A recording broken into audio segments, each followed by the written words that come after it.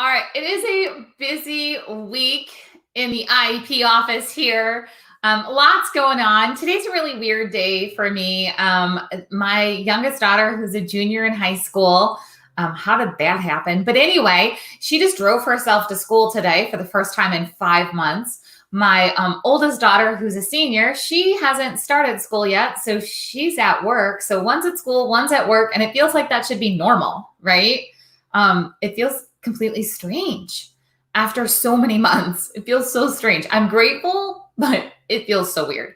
That being said, I'm digging through emails. I'm seeing all of the struggles that are happening from both parents and from teachers. So you guys know I work with both schools and parents. Crazy, right? Because we need to work together. I'm building these IEP plans. It doesn't always feel like we're on the same team, but we are, and we can make things work. But here's a problem that's happening that I want to make sure that it doesn't happen to you. And that's procrastinating in scheduling the IEP meeting because somebody can't show up. And a lot of times that somebody that can't show up is not a key player in the decision making. Now, there are rules and regulations about who has to be at an IEP meeting to make sure it's an official IEP meeting, whether you're in person or you're virtual. But there's two different options that you need to know about so your child's or your student's education is not put on hold any more than necessary throughout this situation, okay? So the first strategy is that you need to know that you can excuse somebody from the IEP meeting. This is for parents. Parents, you can have an IEP meeting, and let's just say that the things that are being discussed does not require the nurse to be on the IEP meeting. Yet the nurse was on the invite, the nurse is expected to be there, but now the nurse can't make it. So we have to reschedule the IEP meeting. No, you don't. There's a little piece of paper that you can sign that says, I excuse this person from being here. We're good to go.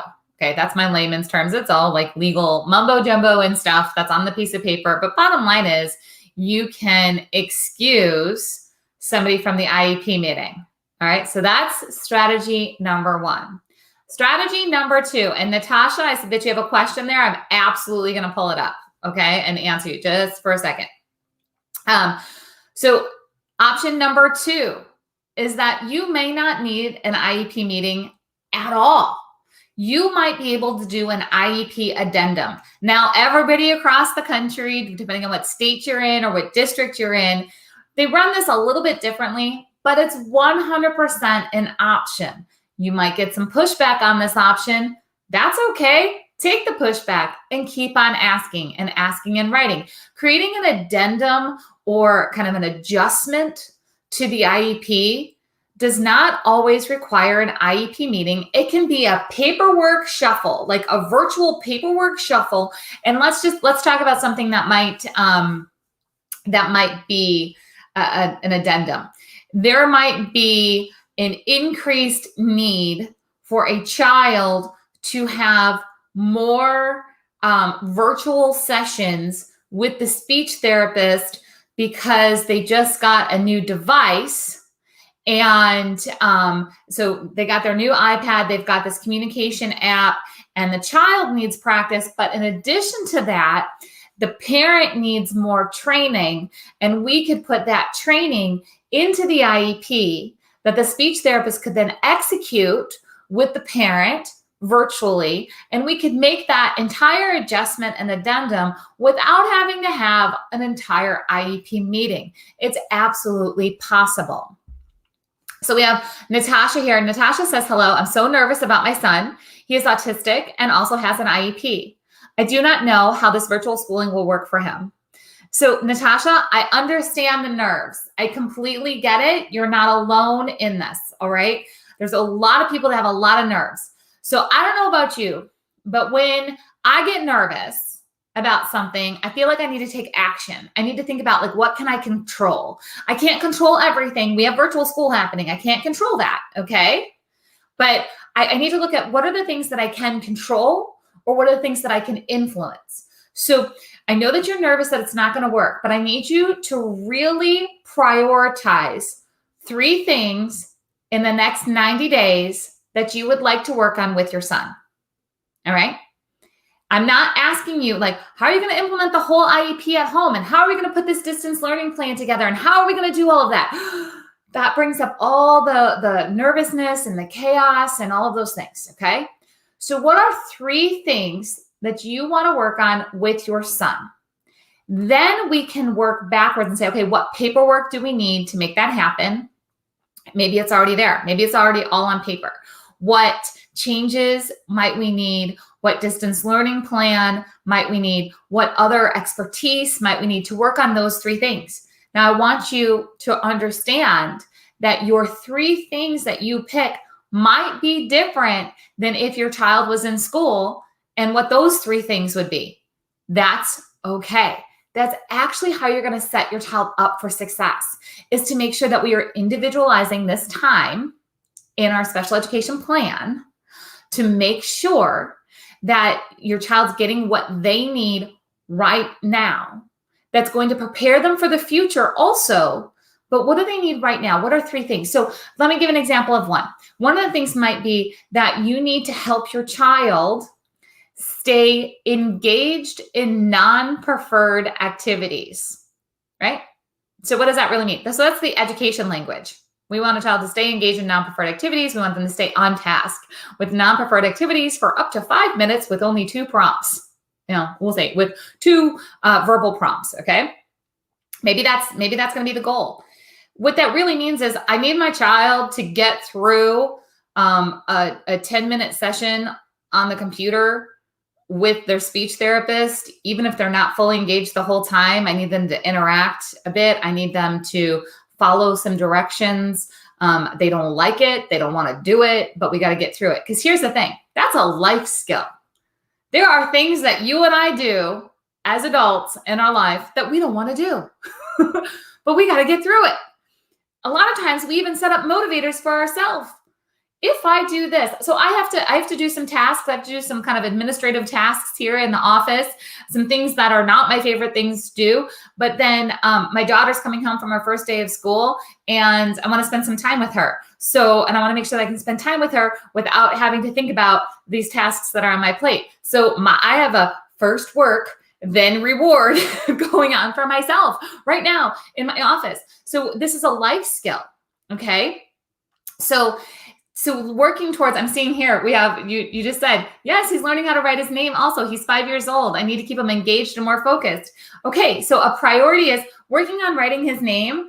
You can do that in so many different ways at home, right? Everything from shaving cream on the counter, and he can draw his name, sandpaper, letters, using I think they're called like wiki sticks, right? They're like those wax, like wax yarn things. You can do all different things to make letters, to put his name together. You can do all these different things. So that could absolutely be a priority that you could work on at home. You could make it fun. You could do it in short little bursts of doing that. That's okay to not worry about the whole IEP and to get really hyper-focused on something. So in school, do you guys know, a lot of times the reason that we feel like we don't know if somebody's making progress is because we're working on a lot of things in a school day. So we have a little bit, a little bit, a little bit, a little bit. If we get really hyper-focused on like 3 things that, Natasha, that you want your son to learn in the next 90 days, you have the opportunity to see some massive progress because you don't have all that other little stuff that's happening throughout that day.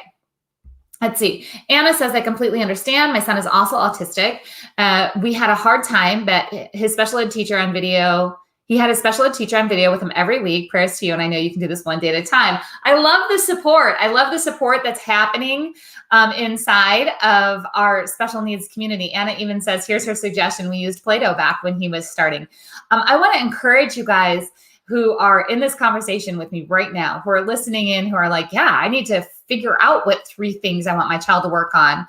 I need to have the ideas on, 10 different ways to work on a child's name at home. I need to know what to do when the nervousness, takes over and I'm afraid that my child's going to not only not make progress, but experience regression. That's where we come together inside of the special ed inner circle. So I would love for you to become a special education insider. That's what you are. You become an insider. I'd love for you to become an insider.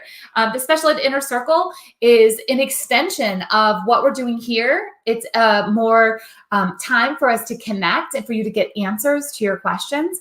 It's a place where you can connect with an entire team of master IEP coaches. So for those of you that don't know, I run a program called the Master IEP Coach Mentorship. I teach people to do what I do. I teach people to help build better IEP programs by working with parents and schools.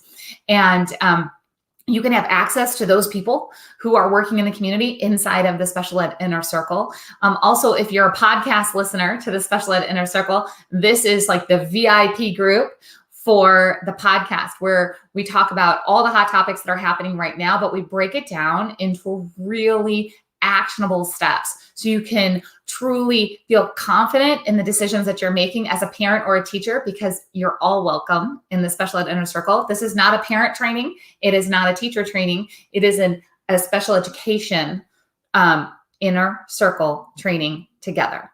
All right, so let's see let's see. Crystal is given ideas for using finger painting to work on working on learning his name. This is for Natasha's son.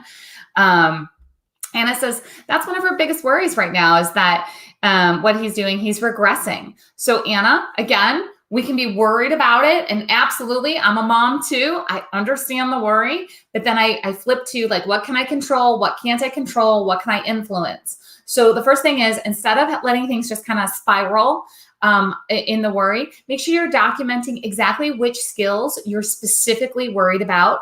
And let's get some data about where your child's at right now. Okay. Because maybe you had a couple of bad days. Maybe you had a couple of tough weeks. I know we've had a couple of tough months, but I'm just saying, okay. Sometimes as a mom, we feel like this downward, like, oh my gosh, and then this, and then look at that. And oh my goodness, now we're regressing here. And we go places in our thoughts of, oh my goodness, this is just a disaster. So I want to make sure, again, Anna, if you're not already in the Special Ed Inner Circle, I'd love to have you come in there so we can talk about specifically, like, what are you seeing? Like, oh, well, my child used to be able to say 3 words in an utterance, and now they're only saying 2 words, and I don't know what to do because virtual speech therapy isn't working. I totally understand that. Okay, so let's work together on some ideas on how we can really motivate your child then to re-implement that 3rd word. A lot of times, I'm going to give you guys a tip here. When I start to see a parent comment about how their child's language is regressing, a lot of that's because we have a special language with our children, right? Like, we know what they're saying a lot of the time, at least better than, a stranger or even a speech therapist. We can anticipate what they need. So what happens is we're not asking them to say 3-word utterances very often because we're busy. We've got a lot on our plate, and we're actually anticipating what they need so they don't have to express their wants as much. It's almost like we're talking for them because we're just giving them the things that they need. And you know what? Going through that process of making a child say an extra utterance and having that patience and waiting that time that it takes and motivating to make that happen, that's a lot of work. And if you're putting all of that on top of this entire IEP document that you think you're going to implement at home, it's not going to work. But I can tell you something that if that was a concern, Anna, is the regression, then it's like, let's document specifically what you're worried about. Where were they before? Where are they now? And what are some things that we can change up at home? But I'm going to suggest, again, 3 things in the next 90 days. That's what we're focused on. 3 things in the next 90 days. How are we going to change that focus? So I love this. Natasha says, yes, they start school here in September. She's going to try some of the ideas that we just talked about. I love that. Going to go out and buy them a few things for homeschooling. Love it. Now, Natasha, remember, keep some of those things that you're going to buy because you're going to end up at that dollar, bin store section of Target or wherever you're going to, shop on Amazon, whatever you're going to be doing. Keep some of those things behind the scenes, and so you can introduce just a little bit at a time and see what's a real motivator. The other thing is, a lot of times, remember, so we buy things as parents that we want to help a child move forward, right? So just remember that sometimes the non-preferred thing that we buy can end up being the best teacher. So let's just say, let's go with Play-Doh. Let's say your child's like, not going to touch the Play-Doh, not going to do it, not going to do it. So guess what?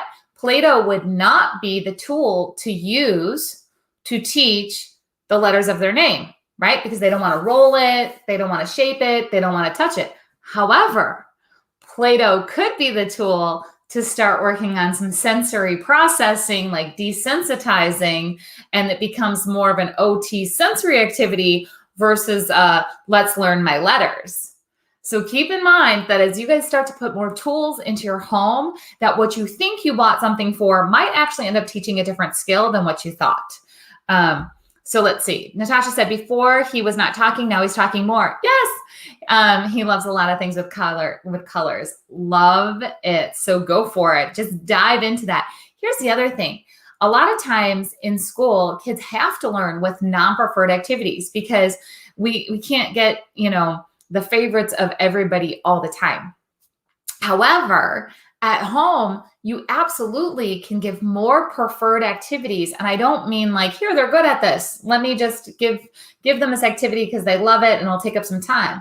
I'm saying that we could use the preferred activity and really dig into it at a whole different level. So let's just say that your child loves, so they love colors. So let's go with rainbows, and we could actually find some science experiments that have to do with colors and color mixing. And it's okay. He's 5. He doesn't have to understand all the pieces of it. Just because you don't understand and be able to express how you're understanding and taking the information, you absolutely can experience it. You can experience red and yellow making orange. You can experience a prism that has light reflect through it to make a rainbow on the wall. So there's some super cool things that you can do that are engaging and interactive with your child's preferences. Sarah says, we start school on Monday after it was postponed for 2 weeks. I hear you, Sarah. So I have one of my daughters, so they're going to separate schools this year, and her school's been postponed. And I'm just hoping that when everything comes together, that all the resources are there that we need to at least move forward and get out of pause. Who's tired of being on pause, right? It just feels like we're on pause a whole lot. Anna says she's starting in 8 days there. So again, all right. So just a little tiny recap here. The 2 things that you need to do to stop delaying your IEP meetings. Number 1 is that you don't need to have everybody at the IEP table to have an IEP meeting. If there's a person who can't attend, who is not a key player in what's going to be discussed at the IEP meeting, you can absolutely sign an excusal to let them out of the meeting so you can move forward, because we're all tired of things being on pause. The second thing is to remember that to make changes or adjustments to an IEP, you do not always need a full IEP meeting. You can make an addendum or an adjustment, doing a paperwork shuffle behind the scenes, getting everybody on board, getting all the right signatures that you need without having to actually schedule a formal meeting. It is not the time for us to put things on pause again because we can't get everybody at the IEP table. So I'm going to encourage you guys to come on over into the Special Ed Inner Circle so we can talk about more of these ideas of how to get things moving forward, how to get those 3 priorities for your child or for your students in the next 90 days, how to refocus that distance learning plan so it doesn't feel overwhelming, how to get through that hybrid model, remote learning, or even in person, and how that's going to look different because there's challenges with in person right now also. So I'd love to have you guys over in the Special Ed Inner Circle. Hope to see you there. I'll be back again tomorrow with some more tips for you. Talk to you guys soon.